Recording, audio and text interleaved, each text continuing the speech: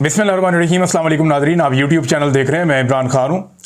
Nadreen, अब तक की जो इंपॉर्टेंट खबरें हैं मैं आपके साथ शेयर कर देता हूँ। एक तो ईरान और इसराइल के हवाले से जो डेवलपमेंट है, डोनाल्ड ट्रंप ने अब क्या कहा, और ईरान का एटमी प्रोग्राम क्या अब ख़त्म हो गया है या वो बाकी है, इसके बारे में हम बात करेंगे। यहाँ पर एक बड़ी इंपॉर्टेंट खबर है मेरे पास कि ईरान की कौन सी साइट महफूज है और उसकी वजह क्या है, और उसमें रशिया का क्या किरदार है, और अमेरिका और इसराइल उस तरफ क्यों नहीं गए।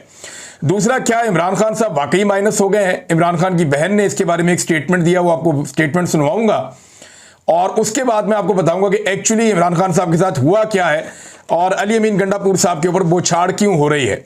इमरान खान साहब के खिलाफ फैसला आ गया, जो 9 मई में उन्हें जमानतें दायर की हुई थी वो भी मुस्तरद हुई हैं। इस बारे में हम बात करते हैं। सलमान अकरम राजा साहब ने एक बड़ा अहम इंकशाफ किया है, वो इंकशाफ भी मैं आपके सामने रखूंगा। और जो एस्टेब्लिशमेंट की ख्वाहिश है इमरान खान को माइनस करना, क्या वो अपनी ख्वाहिश में कामयाब हो गए। यानी ये माइनस करने का फार्मूला बहुत पुराना है। इस मुल्क में कायदे आजम माइनस हुए, कायदे आजम की बहन उन्हें भी माइनस किया गया, शेख मुजीब को माइनस किया गया, उसके बाद जुल्फिकार दी भुट्टो को माइनस किया गया, बेनजीर भुट्टो को माइनस किया गया, जुनेजो को माइनस किया गया, नवाज शरीफ को माइनस किया गया, और अब इमरान खान को माइनस किया जा रहा है। तो माइनस करने का सिलसिला बहुत पुराना है। देखते ये हैं कि क्या इमरान खान साहब को माइनस किया जा सकता है। अब तक की सूरत हाल आपके सामने रखूंगा। सबसे पहले शुरू कर देते हैं हम डोनाल्ड ट्रंप के मामले से। हुआ ये है कि इसके ऊपर एक बड़ी इंपॉर्टेंट अपडेट है, और वो अपडेट ये है कि जंगबंदी तो हो गई, ईरान ने भी तकरीबन उसे तस्लीम कर लिया, और इस जंगबंदी को जो है वो इसराइल ने भी तस्लीम कर लिया। इसराइल का कहना उन्होंने अपने अहदाफ हासिल कर लिए हैं, जबकि ईरान ने कहा कि उन्होंने मुंह तोड़ जवाब दिया है। ये तो आ गया इन दोनों की तरफ से। डोनाल्ड ट्रंप ने एक ट्वीट किया है, और ये ट्वीट डोनाल्ड ट्रंप का जंगबंदी के बाद के टाइम पे आया, जब जंगबंदी का नफाज हो चुका था। तो डोनाल्ड ट्रंप लिखते हैं कि Israel do not drop those bumps.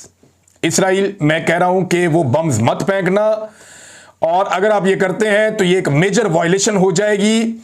अपने पायलट को वापस घर बुलाओ, नाउ, अभी बुलाओ। ये डोनाल्ड ट्रंप ऑर्डर दे रहे हैं इसराइल को कि जनाब अपने बम मत फेंकना, अपने पायलट को वापस बुलाओ। अगर तुमने बम फेंका तो ये सीज फायर की एक खिलाफ वर्जी हो जाएगी, और बड़ी खिलाफ वर्जी हो जाएगी। और आगे वो लिखते हैं Donald J Trump, president of the United states, यानी अपना नाम भी पूरा उसके बाद लिखा, यानी एक वार्निंग दी एक तरह से इसराइल को। ये एक्चुअली डोनाल्ड ट्रंप चीज़ों को बैलेंस करने में भी बड़े माहिर हैं। उन्हें आइडिया है कि कैसे किसको राजी रखना है। अब ये सारे एपिसोड में अमेरिका से एक गलती हुई कि वो खुद इस लड़ाई के अंदर उतर गया, गोंगलों से मट्टी झाड़ने के लिए कि इसराइल मेरे से राजी रहे, और इसराइल को हम कल को ये कह सके कि हमने आपके कहने के ऊपर वहां पे जाके ईरान में बम मारे थे।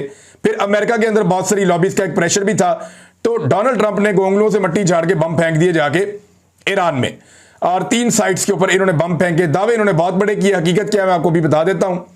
लेकिन डोनाल्ड ट्रंप को हैरत इस बात पे हुई कि जैसे मगरिब या गल्फ ममालिक या दुनिया के बेशतर ममालिक अमेरिका के साथ उसकी हर कार्रवाई में खड़े हो जाते थे, वैसा इस मरतबा हुआ नहीं। तो जब नहीं हुआ तो फिर अमेरिका को अपना पैंतरा बदलना पड़ा, और वो जंगबंदी की तरफ गए। इससे पहले अमेरिका ये भी सोच रहा था कि ईरान के अंदर रिजीम चेंज किया जाए। क्या ईरान में अमेरिका को कामयाबी मिली या इसराइल को कामयाबी मिली, इसके बारे में हम कुछ चीजें हैं जो अभी डिस्कस करेंगे। लेकिन नोबेल पीस प्राइज के लिए डोनाल्ड ट्रंप बहुत मेहनत कर रहे हैं। पाकिस्तान ने उन्हें नामजद किया है, और वो बहुत मेहनत कर रहे हैं, वाकई बहुत मेहनत कर रहे हैं। और इस किस्म के स्टेटमेंट देना, इस तरीके से जंगबंदी का एक तासुर देना, अमन के पैगाम फैलाना बमबारी करने के बाद, तो ये वही है कि जनाब पहले बम फेंकते हैं, बमबारी करते हैं, उसके बाद जंगबंदी करते हैं, और फिर अमन के सफीर बन जाते हैं। तो ये नोबेल पीस प्राइज लेने के लिए एक अच्छा तरीका हो सकता है। अब बहुत सारे पाकिस्तानी सहाफ़ी भी हुकूमत के इस आइडिया के ऊपर तनकीद कर रहे हैं, हत्ता कि वो सहाफ़ी जो एस्टेब्लिशमेंट या मौजूदा पाकिस्तानी रिजीम या हुकूमत के करीबी हैं, या उनके साथ उनके अच्छे ताल्लुकात हैं, वो सहाफ़ी भी ये कह रहे हैं कि ये ज्यादती की है, ये हुकूमत को नहीं करना चाहिए था, एस्टेब्लिशमेंट ने ये काम गलत किया है। देखिए, अगर किसी को आज की तारीख में नोबेल पीस प्राइज मिलना चाहिए ना, तो वो कतर के अमीर है, शेख तमीम बिन हमद। इन्हें क्यों मिलना चाहिए जरा समझे आप। ये वो वाहिद आदमी है जिसने बदला नहीं लिया। यानी ये एक ऐसा मुल्क है जिसके ऊपर बमबारी हुई है, और देखें अमेरिका भी इनकी एयरबेस इस्तेमाल कर रहा है। मजलूम तो ये है, और इनके पास हथियार हैं, ऐसा है कि नहीं, ये नहीं कह सकते आपके उनके पास हथियार नहीं है, या कतर बिल्कुल ही फारग मुल्क है, ऐसा भी नहीं है। वहां पे अमेरिका की एयरबेस भी है, ईरान ने उसके ऊपर अटैक भी कर दिया। लेकिन इसके बावजूद जंग बंदी में सबसे इंपॉर्टेंट रोल उसी का होना था जिसने ईरान को कायल करना था। तो इन्होंने ईरान को कायल किया और जंगबंदी की तरफ मामलात को लेकर गए। कतर देखें, ये वही मुल्क है जिसने अमेरिका और तालिबान के बीच में भी मुज़ाकरात करवाए थे। कतर ने मुल्कों के बीच में मुज़ाकरात करवाने में गल्फ में सबसे इंपॉर्टेंट रोल प्ले किया है। उसकी एक बड़ी वजह यह है कि अमेरिका के साथ उनके ताल्लुकात ठीक हैं और वो एक खुशहाल मुल्क है और वहां पे अमेरिका की सबसे बड़ी जो है वो मिलिट्री बेस भी है। तो इस नुक्ता नज़र से भी उनकी इंपॉर्टेंस बढ़ जाती है। बहरहाल अगर किसी को मिलना चाहिए अमन का नोबेल प्राइज इस सारे तनाज़े को लेकर तो वो कतर के अमीर शेख तमीम बिन हमद हैं। लेकिन मुझे नहीं लगता कि इन मामलात के ऊपर जंगे छेड़ के सुलह करा के फिर नोबेल पीस प्राइज मिलना चाहिए। अगर मिलते भी हैं, फर्ज करें डोनाल्ड ट्रंप को अमन का नोबेल इनाम मिल जाता है, तो ये जो इनाम है ना, ये फिर अपनी वक़्त खोना शुरू कर देगा। मैं इसलिए नहीं कह रहा कि मैं डोनाल्ड ट्रंप से कोई मुखालफत है, खुदा ना खास्ता, या कोई ऐसा मामला है, या मैं कोई ज़ाती बुनियाद पे कह रहा हूँ। ट्रैक रिकॉर्ड की बात कर रहा हूँ। ये बड़ा सोच समझ के जूरी फैसला करती है। मेरी दानिश में ये मुश्किल है, हो सकता है ये हो भी जाए, पता कोई नहीं है, क्योंकि लॉबिंग तो बहुत बड़ी है, बड़ी तगड़ी है डोनाल्ड ट्रंप की, और सारे उसके लिए काम करेंगे। अब ईरान के एटमी प्रोग्राम का क्या बना, ये है जी अब तक का एक बड़ा सवाल। एक तो देखिए, ईरान अब मजबूर हो जाएगा कि वो अपना एटमी प्रोग्राम चाहे छुपा के जारी रखे चाहे सामने जारी रखे, उसको अब कभी ना कभी अपना एटम बम बनाना पड़ेगा ईरान को। उसकी एक वजह है, 2 एटमी कुव्वतों ने गुज़िश्ता 2 हफ्तों में ईरान के ऊपर हमला किया। एक एटमी कुव्वत अमेरिका है और एक एटमी कुव्वत इसराइल है। इन दोनों ने ईरान के ऊपर हमला किया। ईरान ने अपनी मिसाइल कुव्वत से इनको जवाब देने की कोशिश की। अमेरिका के साथ तो उनका जो हुआ वो फेस सेविंग था, लेकिन इसराइल को उन्होंने भरपूर जवाब दिया है। लेकिन ईरान को कम से कम एक बात समझ आ गई है कि अगर ईरान के पास एटमी ताकत होती या एटम बम होता तो इसराइल कभी भी ईरान के ऊपर इस तरह से मिसाइल या जहाज़ों के जरिए हमले करने की जरूरत ना करता। जिस तरह के मिसाइल ईरान के पास हैं, अगर उसके पास एटमी कुव्वत होती तो डेटरेंस इतनी बड़ी थी कि अमेरिका और इसराइल कभी भी ईरान के ऊपर हमला करने की जरूरत नहीं करते। एटमी कुव्वत होना जो है वो आपकी सिक्योरिटी की जमानत होता है।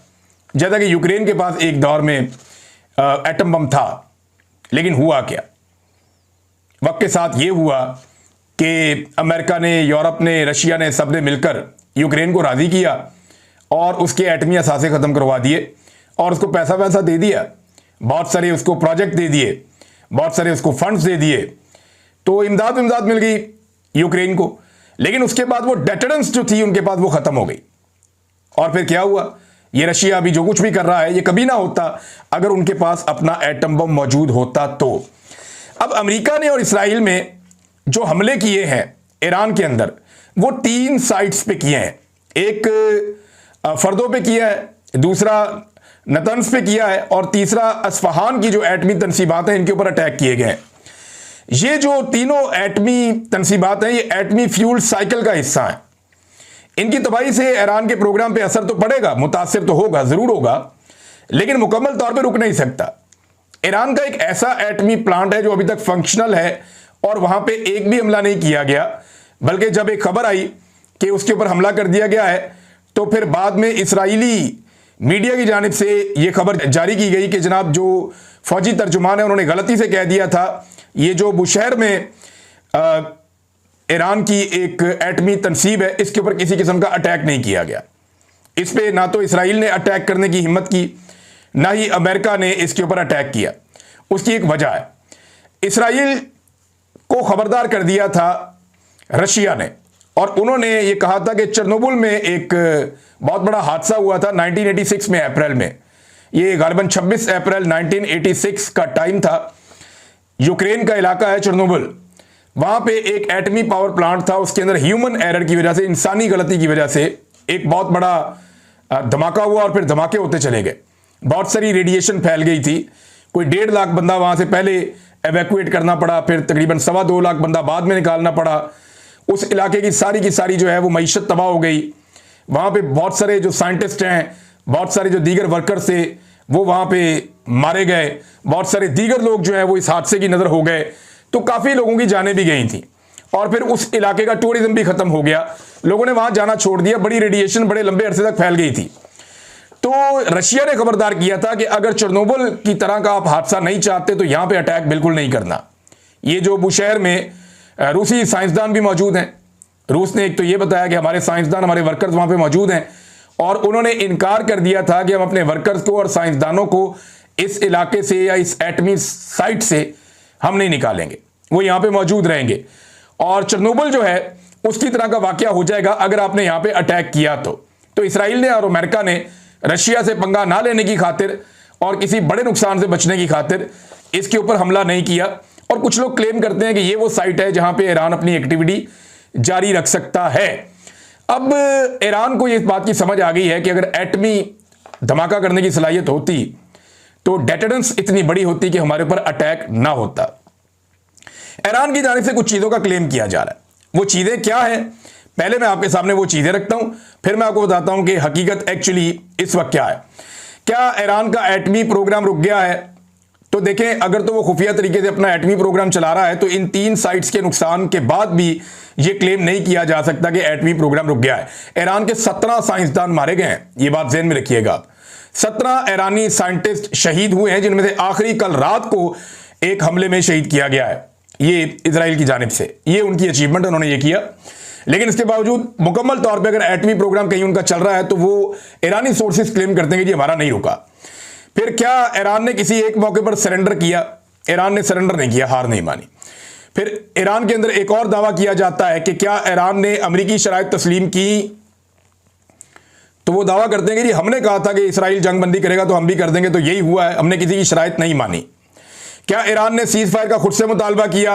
ईरान ये भी सवाल करता है। तो इसका जवाब है कि ईरान ने नहीं किया। अमेरिका ने राब्ता किया कतर से और इसराइल ने पहले आमादगी जाहिर की कि हम सीज फायर करना चाहते हैं। क्या ईरान में रजीम तब्दील हो गया? इसके लिए देखें ना, वो रजा पहलवी वगैरह कितने तगड़े हो गए थे, उनके इंटरव्यूज चल रहे थे, वो हवा के घोड़े के ऊपर सवार थे कि पता नहीं उन्हें जो है वो अब इक्तदार मिलने वाला है ईरान में, उनके सारे ख्वाब बह गए। तो रजीम चेंज नहीं हो सका ईरान के अंदर। क्या ईरान के अंदर कोई इख्तलाफात या अंदर कोई लड़ाई झगड़ा पैदा हो सका? तो ये भी नहीं हो सका। और यानी ईरान को इसमें कुछ सफारती सतह के ऊपर भी कोई बहुत बड़ा नुकसान नहीं हुआ, बल्कि ईरान ने सफारती सतह के ऊपर इसमें कुछ कामयाबी हासिल की है। और ईरान का यह भी कहना है कि उन्होंने नाकाबिले तस्खीर होने का इसराइल का दावा भी पाश कर दिया। अब ये ईरान की तरफ से दावे आ रहे हैं, लेकिन कुछ चीज़ें ऐसी हैं जो हमें डिस्कस करनी चाहिए। नंबर एक ये कि ईरान के अंदर इंटेलिजेंस का बहुत बड़ा फेलियर हुआ, ये ईरान को मानना पड़ेगा। नंबर 2, ईरान के अंदर गद्दार बहुत बड़ी तादाद में पाए जाते हैं, ये उन्हें मानना पड़ेगा। फिर ईरान को यह भी मानना पड़ेगा कि इसराइली इंफ्रास्ट्रक्चर और पूरा स्ट्रक्चर ईरान के अंदर काम कर रहा था और वो उसे डिटेक्ट नहीं कर सके और उसके खिलाफ वक्त से पहले कार्रवाई नहीं कर सके। ईरान को जो ईरान के अंदर एक घुटन वाला माहौल है उसके अंदर भी कुछ तब्दीली लानी पड़ेगी आने वाले वक्त में, क्योंकि ऐसी चीज़ों की वजह से ही ऐसा मवाद मुयस्सर आता है आपके दुश्मन को कि वो आपके खिलाफ कोई ना कोई एंगेजमेंट शुरू कर सकता है।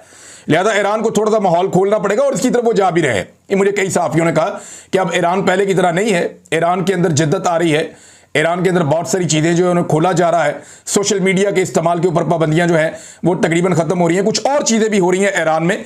तो ये जनाब अब तक की डेवलपमेंट है जो मैंने आपके सामने रखी। और इसके अलावा एक बात है कि जंगबंदी का फ़ायदा सबको होगा, अमन होना चाहिए दुनिया में, लेकिन इसका सबसे बड़ा फायदा तभी होगा जब सारे मिलकर फलस्तीनियों का मसला हल करेंगे। इस खित्ते में फलस्तीनियों का मसला हल हो जाए और कश्मीरियों का मसला हल हो जाए तो फिर कोई तनाज़ा बाकी बचता ही नहीं है। ये 2 मसले हल करने के बाद पूरे एशिया को बल्कि दुनिया को आप एक महफूज जगह बना सकते हैं, क्योंकि ये 2 ऐसे बड़े मिसाइल हैं जिनकी वजह से खुदा ना खास्ता बड़ी जंग भी हो सकती है। अब आ जाए नाज़रीन इस बात के ऊपर कि क्या इमरान खान साहब माइनस हो गए। पहले मैं आपको अलीमा खान साहिबा की आवाज़ सुनाता हूं कि वो इस बारे में क्या कह रही हैं। आज उनकी आवाज़ भरी हुई आवाज़ थी, बहन है वो वैसे भी जज्बाती हो जाती हैं, लेकिन जब उनसे पूछा गया कि क्या इमरान खान साहब को माइनस कर दिया गया है तो उन्होंने किस तरह जवाब दिया, जरा ये उनकी आवाज़ सुनिए। अलीमा खान साहिबा।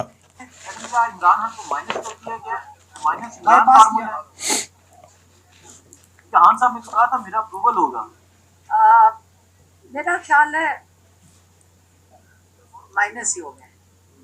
मैडम केपीके के एमपी कहते हैं अलीमीन गंडापुर बहुत ताकतवर है, उसको ना नहीं कह सकते। तो फिर अगर बोझ नहीं उठा सकते तो घर जाएं। अच्छा जी, उन्होंने कहा जी कि मेरा ख्याल है कि माइनस ही कर दिया गया। देखें कोशिश तो ऐसे ही लगती है। इस पे सलमान अकरम राजा साहब का एक ट्वीट है, वो भी बड़ा इंपॉर्टेंट है। और सलमान अकरम राजा साहब ने जो बात की है उसको अगर आप पढ़ें तो आपको आइडिया हो जाएगा कि सूरत-ए-हाल वैसी नहीं है जैसी खैबर पख्तूनख्वा में बताई गई। इसमें शाहिद खटक साहब का एक ट्वीट बहुत इंपॉर्टेंट है, इसमें सलमान अकरम राजा साहब का एक और ट्वीट जो है वो बड़ा इंपॉर्टेंट है। ये दो चीज़ें जो हैं वो बड़ी अहम है।